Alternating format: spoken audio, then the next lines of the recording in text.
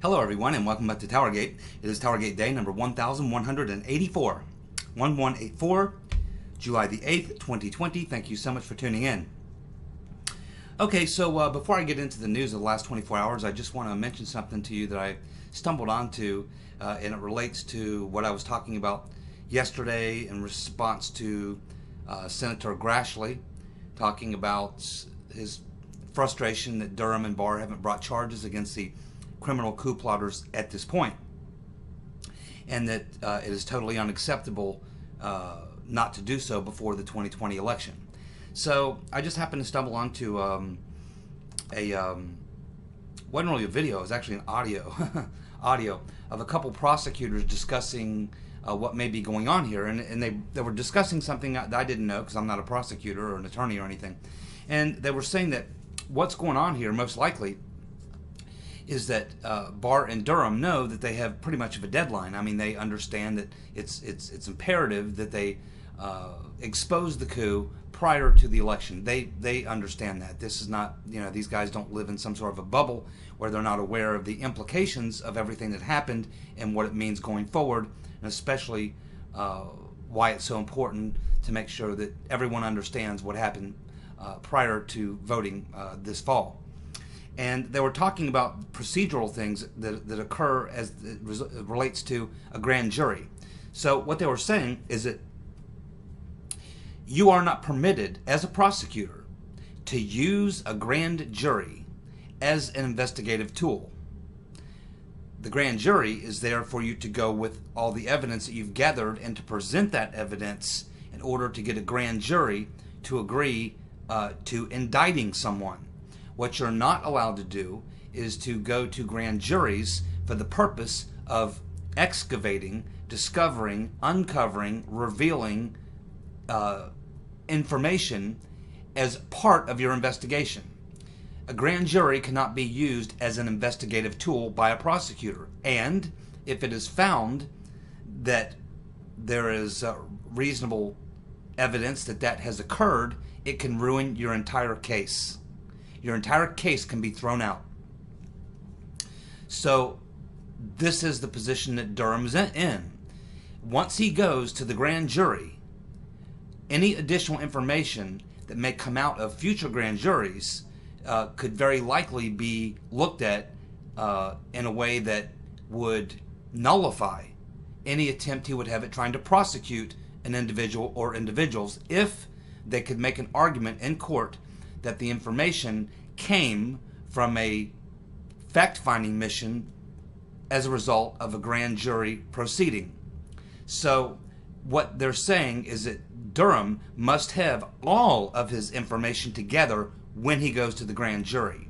He can't just go to a grand jury and say, okay, well, I don't have everything I want, but I got a lot of it, so I'm going to go ahead and go to the grand jury now, get these indictments, and then as I learn more from these indictments, or as I learn more as the case moves forward and I go for future grand jury indictments or what have you, I'll use that information to build my case against other people. You cannot do that according to these two former prosecutors. So this is why they're suggesting that Durham really has no choice. He is working on a time-sensitive investigation. He understands, as does Barr, that this really needs to come out before the election. But at the same time, they can't rush in, go to the grand juries before they have uncovered every bit of information that they can get, because any additional information they may get after going to a grand jury could very likely result in someone who they're trying to convict could use that to file a motion with the court that they were using grand juries for the purpose of excavating, discovering information which is now being used against them or some other defendant. And that could throw a wrench into the entire thing, especially if you're prosecuting a conspiracy where you're relying on tying one person to another person to another person and the activities that they were working on in a coordinated fashion. So this is very likely, according to these prosecutors, why Durham and Barr have not yet indicted anyone, because they have to wait and collect every bit of evidence that they possibly can up into a certain point where they say, okay, that's it. This is the deadline. At this point, in order to get these indictments, we need to move now. And so they apparently don't feel that that date has come yet. But eventually that date will come, and it will come sooner than later.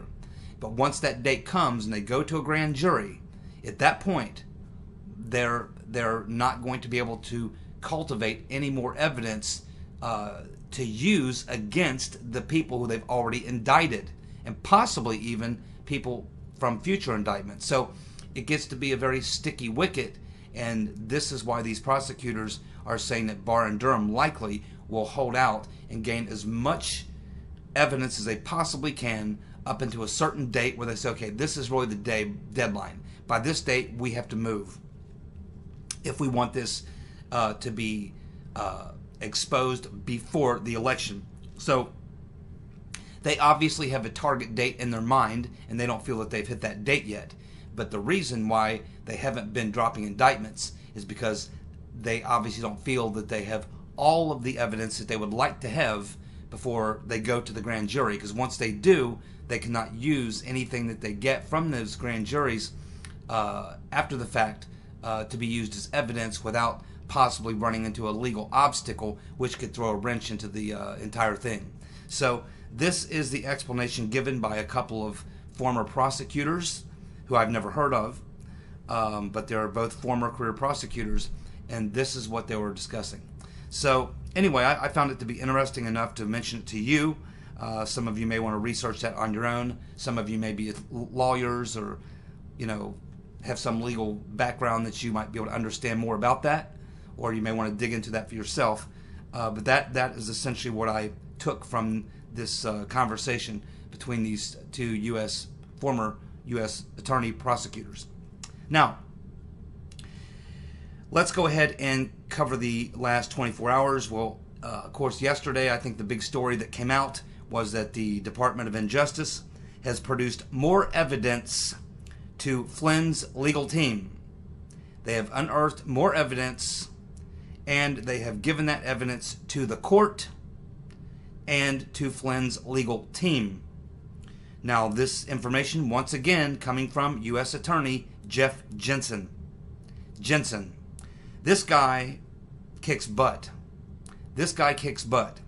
And in this information, if you go over on Conservative Treehouse, Last Refuge, I believe it is, has written a story that gives you some background and gives you some ideas as to what might be involved in what we're going to learn from these releases from yesterday. So the three things that were released by Jeffrey Jensen in the Department of Justice and AG Barr to the court on behalf of Flynn's legal team are the following three things. Number one, they released handwritten notes from Peter's Been Stroking Us and former Deputy AG Tashina Gauhar. These are notes that Strzok and Gauhar took the day after Flynn was interviewed by Peter's Been Stroking Us and Joe Pientka. That date, of course, was January 25th of 2017. So it's notes taken by Strzok and Gauhar the day after the Flynn interview. The second thing was an internal memo from January the 30th of 2017, which is believed to be a letter that would certainly would have cleared Michael Flynn. And of course, number three was the notes of former acting Attorney General Dana Boente, who we know was forced to resign, and of course his last day was July the 3rd, just a few days ago. Now the notes are currently filed under seal with the court, but as was the case the last two times that this information was given to the court and filed under seal, the notes or the documents were released, made public within a couple of days. So it's very likely that within the next couple of days, we are going to these things are going to be released in some redacted form, but nonetheless released. So we should keep in mind a couple of background facts regarding this Flynn situation, and of course Buente and Gauhar. So Gauhar and Dana Buente were part of the small group, who, of course, are the ones who convinced Sessions to recuse himself. Buente, of course, signed off on the first Carter Page FISA renewal along with Jimmy the Weasel Comey. And, of course, it was Comey who enlisted Dana Buente into the operation to take down Trump, which began with Flynn. And this is, of course, why Barr requested or told Dana Buente to resign, because Barr obviously has seen this information.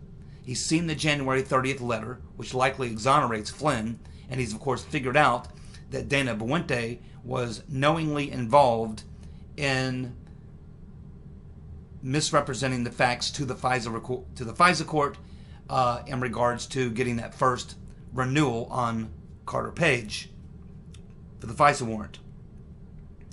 Now, the Gauhar Strzok notes that were released yesterday likely document how Gauhar and Strzok prepared Silly Sally Yates and Mary McCord for their confrontation with White House counsel Don McGahn, where they likely discussed the Trump-Russia collusion hoax narrative, as well as the Michael Flynn suspicions that they had of Michael Flynn and their plot to go after him as well.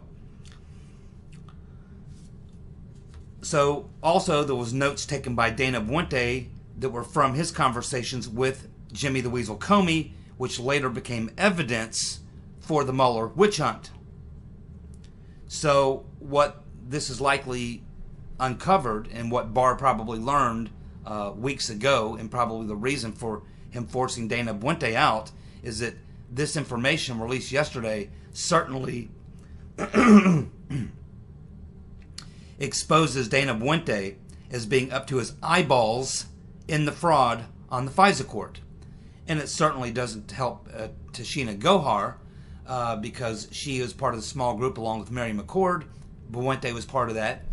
And they're implicated because of their knowledge of what was going on with Flynn, what was going on with the Trump-Russia hoax, and everything else. They were DOJ lawyers who would have signed off on a lot of these things that were going on. Certainly would have been in the know about everything that was going on.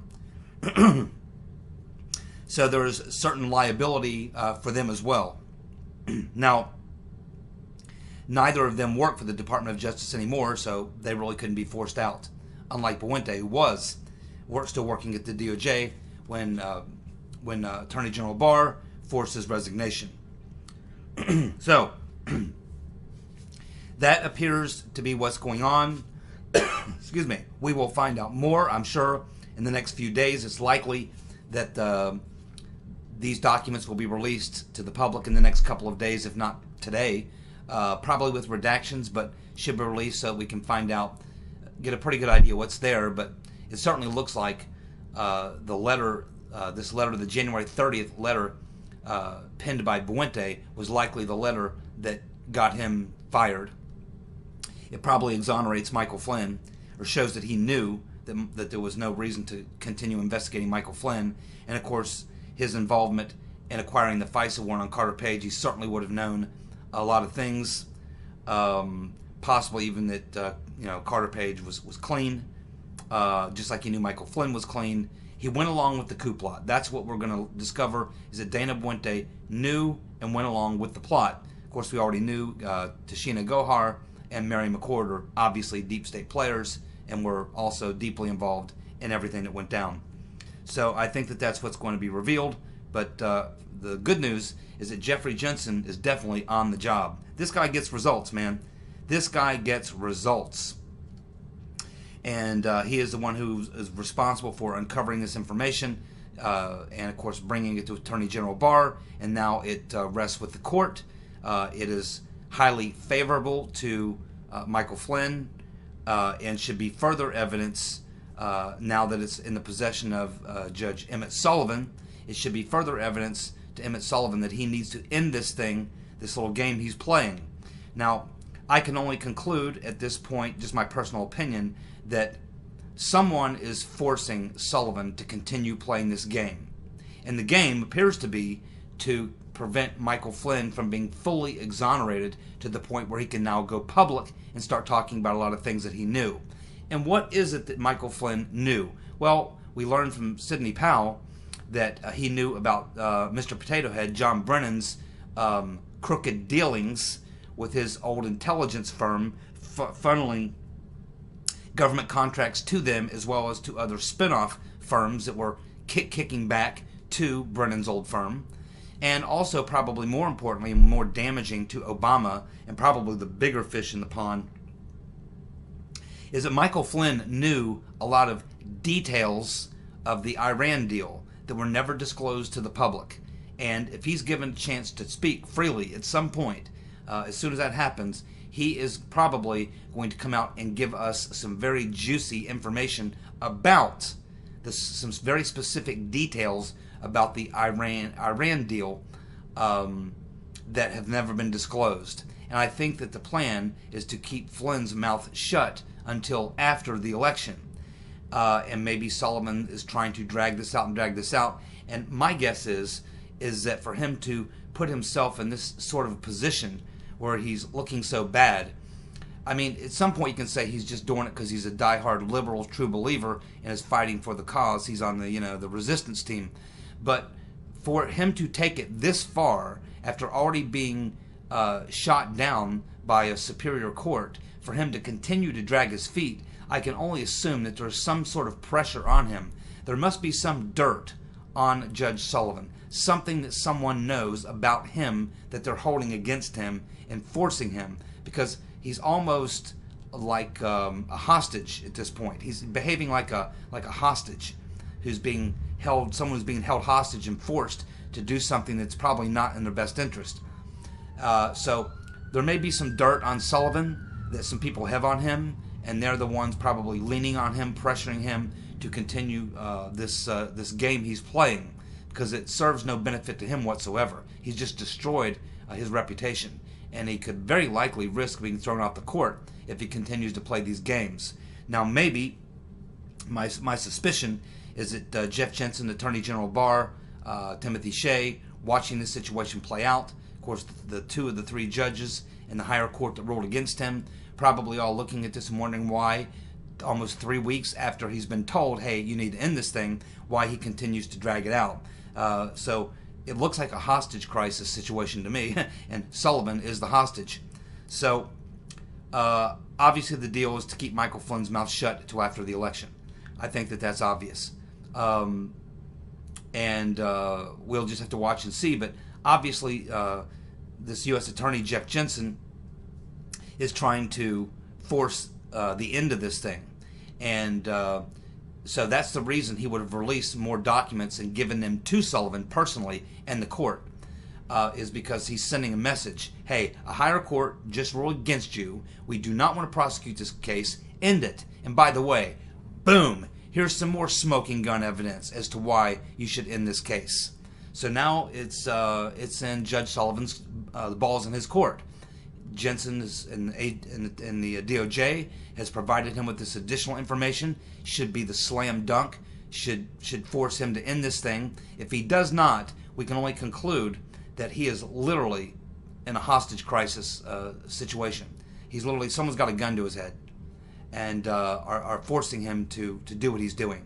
And it's likely because what Flynn could expose about the Iran deal, the details, is so damaging to Democrats in the 2020 election and to Obama and his administration, particularly to Susan Rice as well. She was his national security advisor.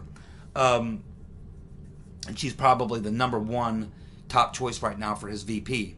So I think there's a lot of different balls in play here, and trying to sort it all out is not that easy. It is the swamp. But this is what things appear to be. But I assume we'll find out in the next few days. Hopefully this stuff will be released, and ultimately we are going to find out everything anyway. It's just a matter of time.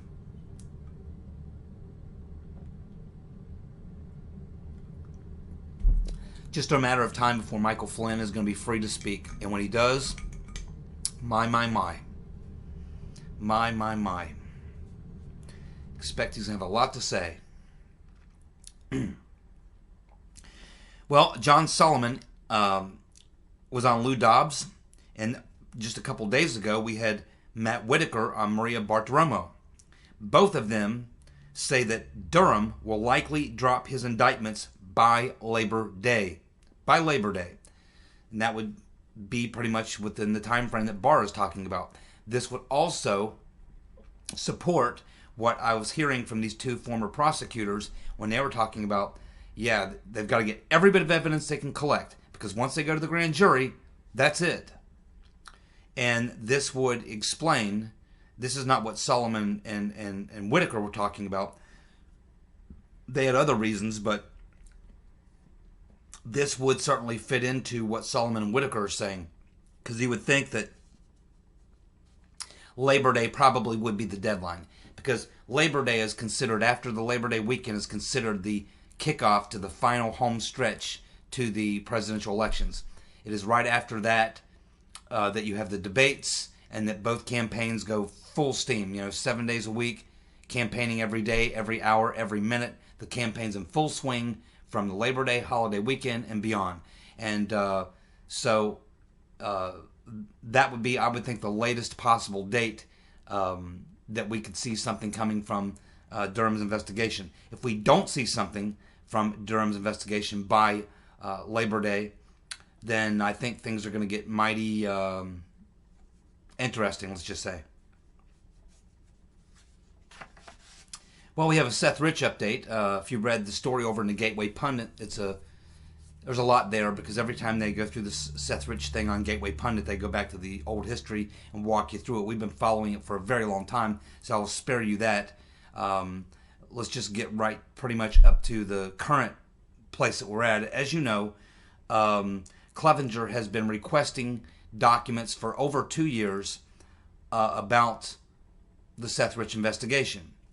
He learned from a former government employee who interviewed with somebody on the Mueller team where they discussed Seth Rich, and this female attorney in the Department of Justice admits that she briefed and discussed with the Mueller team Seth Rich. And so Clevenger knows that there are documents. So he's been requesting these documents. Well, he's been getting the runaround for quite a long time. They said there were no documents. Then once he discovered that there absolutely were documents, then they began to stonewall him on why they couldn't produce those documents. Now, this latest update, we have Ty Clevenger coming out and saying in very certain terms that the NSA and the FBI both know who gave the DNC and Podesta emails to WikiLeaks. Clevenger is saying that the NSA and the FBI both know who it was who gave WikiLeaks the emails. They know. Clevenger is also continued to press at various levels, including quite a few handwritten letters directly to the Department of Justice, directly to Durham, directly to Barr.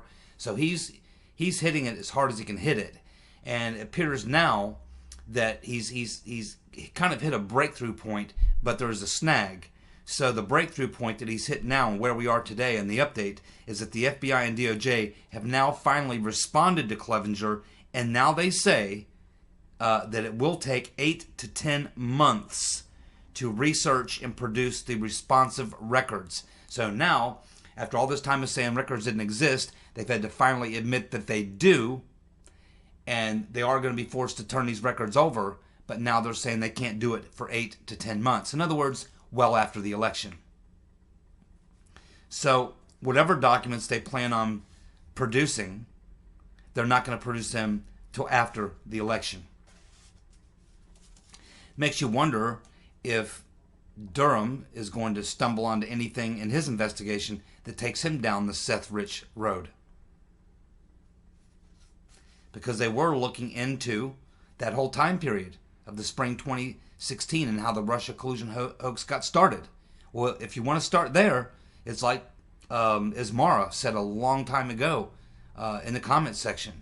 If you're looking into the originating events of Trump-Russia collusion, you're looking at the Trump-Russia collusion hoax narrative that started as a result of the alleged hacking of the DNC. I mean, you're going to have to look into that. And of course, we know all the problems with the so-called hacking of the DNC, involving CrowdStrike, involving Hillary's lawyers, and all the rest. There's a lot of very suspicious things that don't add up, things that look mighty shady. And so if Durham's team was looking into the origins of where all this started, and we know he has been because Barr told us that, you know, you would have to be looking into CrowdStrike and whether or not there actually was Russian hacks and whether or not there's any evidence of that. And you'd have to look into all that. And somewhere, as you're working through that process, you're going to stumble on to the Seth Rich story. I mean, you're going to stumble onto it. It's impossible not to. I mean, you know, to me, it's a critical piece. If I were an investigator and just came into this thing blind and started investigating what really happened, was there actually a Russian hack? Was there not a hack? Did the Russians give things to WikiLeaks? Did someone else give things to WikiLeaks? Where could these things have come from? How was this information transferred? In that general investigation, you would have to look into the murder of Seth Rich. It would certainly be a key element because it's a lead that you'd have to look and say, well, there's this possibility. We have this guy working at the DNC.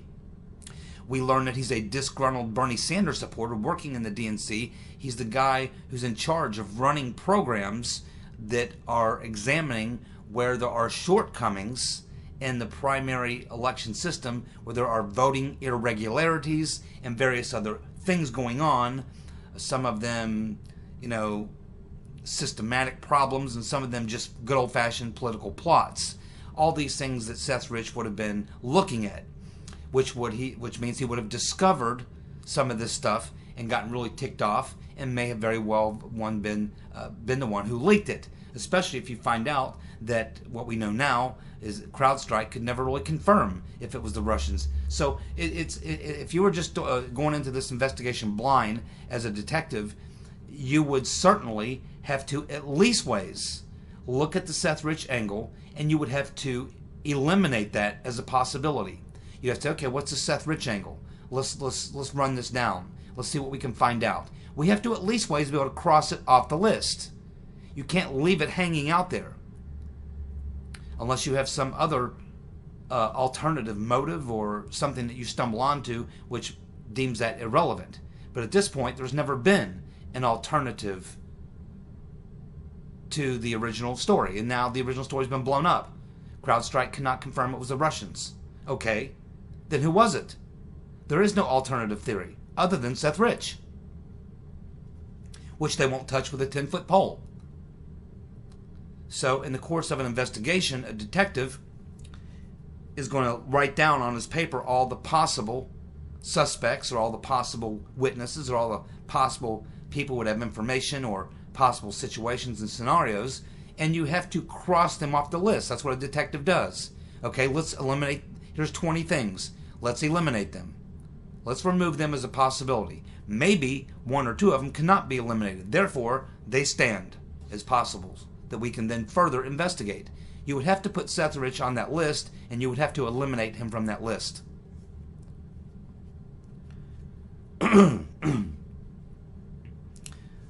Well, it looks like the mayor there in Atlanta,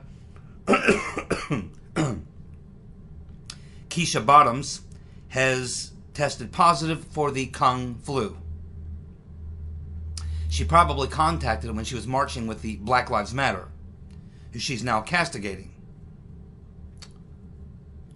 So I don't know what that does to her chances, but I think her chances as a result of things going on in Atlanta right now, the shooting of the girl and everything, I think that probably eliminated her. You know, when you look at Biden, he's in a tough position. He has no choice but to choose a female black VP. He has no choice. If he doesn't, they're going to riot. I mean, there'll be the Democrats, BLM, and all these other groups. They will riot if Biden does not choose a black female. But he's running out of black females. Susan Rice is highly compromised from her, previous issues, not just lying about Benghazi, but all the other things that she's caught up in. Keisha Bottoms is now pretty much out of the running. Stacey Abrams is a nitwit. He's running out of black females. Kamala Harris, not really black, but she plays the role. But she's got a lot of problems for the things that she did as a prosecutor to minorities.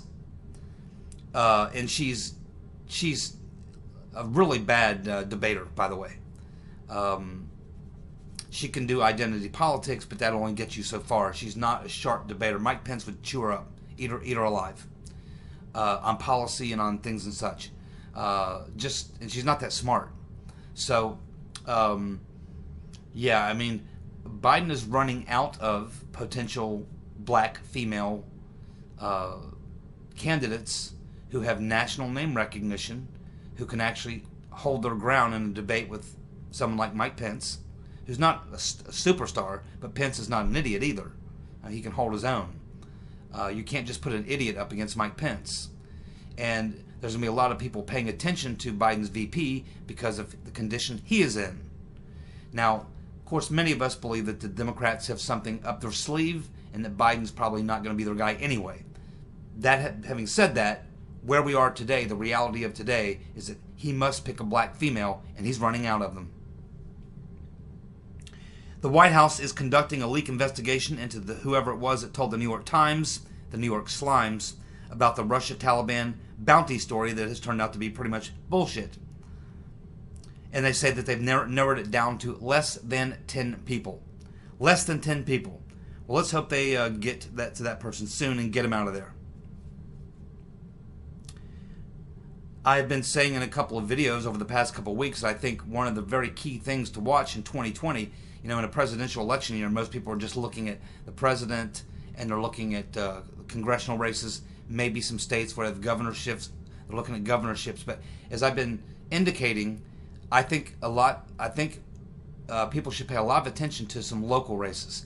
I mean, mayors, city managers, city council, and state house representatives and state senators. Watch these state and local elections very close in 2020. As I'm telling you, I think that may be the place we see the biggest, most surprising things occur is going to be with local and statewide elections.